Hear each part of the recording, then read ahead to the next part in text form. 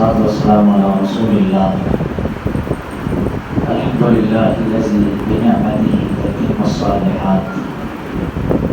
اللہ کے خاص فضل و احسان سے اس سال کے آغاز میں ہی حافظ شہرات نے اپنے والدین کے شوق سے اپنی اور اپنے استاد محترم کی محنت سے اس کائنات کی عظیم کتاب جو کہ سراسر نور ہے اسے اپنے سینے میں محفوظ کر لیا. اللہ سے دعا ہے کہ اللہ اس بچے کو عالم باعمل بنائے، اساتذہ کے لیے، والدین کے لیے اور اپنے رشتہ داروں کے لیے صدقہ جاریہ بنائے. یقیناً یہ بہت بڑی ڈگری ہے، لیکن اس کی قدر، اس کی اہمیت چند ہی لوگ جانتے ہیں.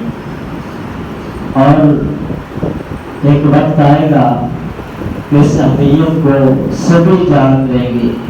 کئی لوگ اس وقت خوش و خرم ہوں گے اور کئی نادم ہوں گے، افسوس کریں گے کہ کاش ہم بھی ایسا کر لیتے، ہم بھی اپنی اولاد کی ایسی تربیت کر لیتے، ہم بھی اپنی اولاد کو حافظ قرآن بنا لیتے.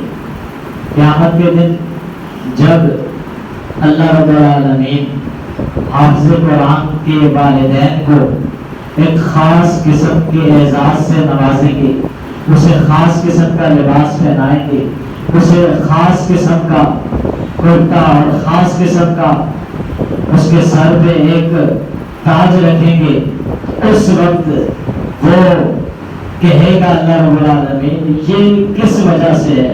اللہ کہیں کہ تیرے بیٹے کی، تیری اولاد کے قرآن مجید کو حفظ کرنے کی وجہ سے آج تجھے یہ اعزاز ملا ہے. اور یہ حفاظ کرام، یہ قرآن مجید سیکھنے والے، سکھانے والے اگرچہ دنیا نہیں جانتی، دنیا کی نظروں میں یہ کم ہے، لوگ انہیں حقیر سمجھتے ہیں، لیکن یہ لوگوں کے ہاں افضلیت کا، کمتر ہونے کا، اعلیٰ ہونے کا کوئی معیار نہیں ہے.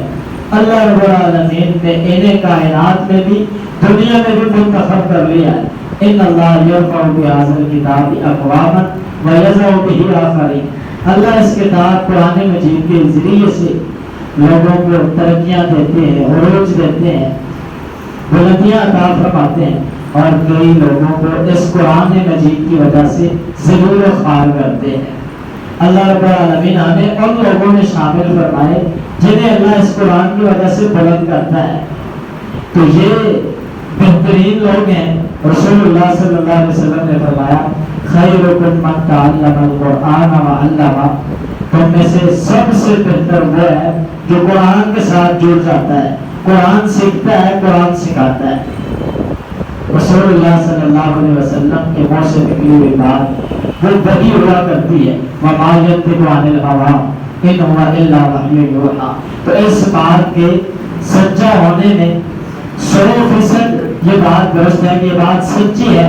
کائنات کے بہترین لوگ وہ ہیں جو قرآن سیکھتے ہیں اور سکھاتے ہیں.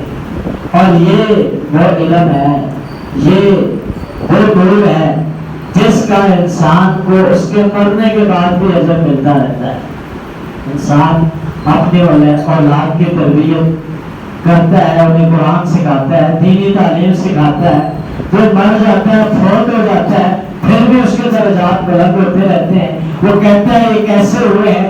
اللہ کہتے ہیں کہ یہ تیری اولاد کی وجہ سے ہوا ہے. صحیح مسلم میں ابو ہریرہ رضی اللہ عنہ کی روایت سے فرماتے ہیں اذا مات الانسان انقطع عنہ عملہ الا من ثلاث. جب بندہ فوت ہو جاتا ہے اور اس کے اعمال کا سلسلہ منقطع ہو جاتا ہے، ختم ہو جاتا ہے، سوائے 3 چیزوں کے. 3 چیزیں ایسی ہیں جو ختم نہیں ہوتی، جن کا سلسلہ جاری رہتا ہے. پہلی چیز صدقہ جاریہ، صدقہ جاریہ. اور یہ اولاد جن کی صحیح تربیت کی ہو یہ صدقہ جاریہ میں بھی آتے ہیں. اور علم ينتفع به، یا ایسا علم جس سے لوگ مستفید ہوتے ہو، اس کا انسان کو اس کے مرنے کے بعد بھی ثواب ملتا رہتا ہے۔ تیسرے نمبر پہ اور ولد صالح يدعو له، نیک اولاد جن کی تربیت والدین نے کی ہو، جنہیں دین کی تعلیم دی ہو، علم سکھایا ہو، قرآن سکھایا ہو، والدین مر جاتے ہیں، یہ اولاد ان کے لیے دعا کرتی ہے، اللہ ان کے اعمال میں، ان کے اجر میں، ان کے ثواب میں اضافہ فرماتے ہیں اس اولاد کی دعا کی وجہ سے۔ تو ہمیں بھی اپنے آپ کو خوش نصیب لوگوں میں شامل کرنا چاہیے کہ جو دنیا سے چلے بھی جاتے ہیں، ان کی اولاد کی وجہ سے ان کے اعمال میں اضافہ ہوتا رہتا ہے۔ تو اس بچے کے والدین بالخصوص بڑے خوش نصیب ہیں، اور اللہ ان کو، اس بچے کو ان والدین کے لیے صحیح معنوں میں صدقہ جاریہ بنائے، اور ان کے اعمال میں ان کے مرنے کے بعد بھی اضافے کا سبب بنائے، اور ہم سب کو اللہ رب العالمین اپنی اولاد کی ایسے ہی تربیت کرنے کی توفیق عطا فرمائے۔ وآخر دعوانا الحمدللہ رب العالمین۔